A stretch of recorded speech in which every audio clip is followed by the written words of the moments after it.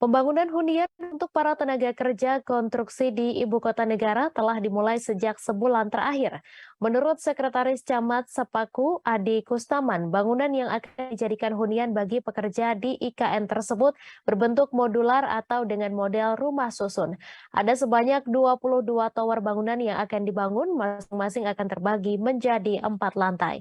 Informasi selengkapnya akan disampaikan langsung oleh wartawan Tribun Kaltim, Nita Rahayu, yang kini sudah terhubung bersama kami. Silakan rekan Nita.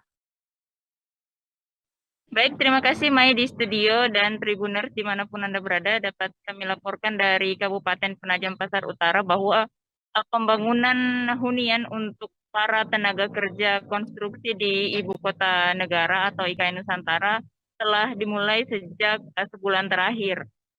Menurut Sekretaris Camat atau Sekcam Sepaku Adi Kustaman bahwa bangunan yang nantinya akan dijadikan hunian bagi para pekerja yang akan mengerjakan proyek-proyek besar di Ibu Kota Negara berbentuk modular atau modelnya rumah susun.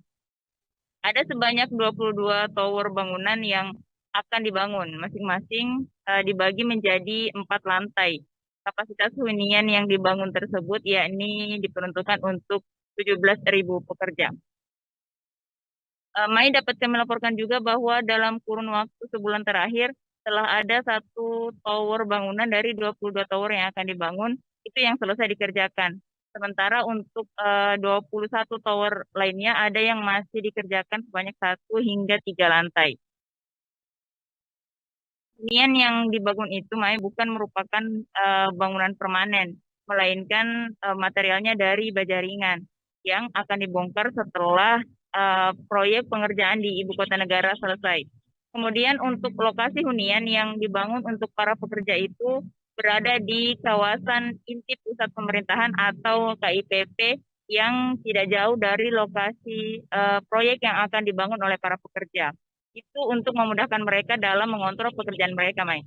Kemudian Adi Kusama juga menyampaikan bahwa informasi yang diterimanya bangunan yang akan dikerjakan di awal pembangunan di IKN ini yaitu Istana Presiden, Istana Wakil Presiden, serta bangunan untuk menteri.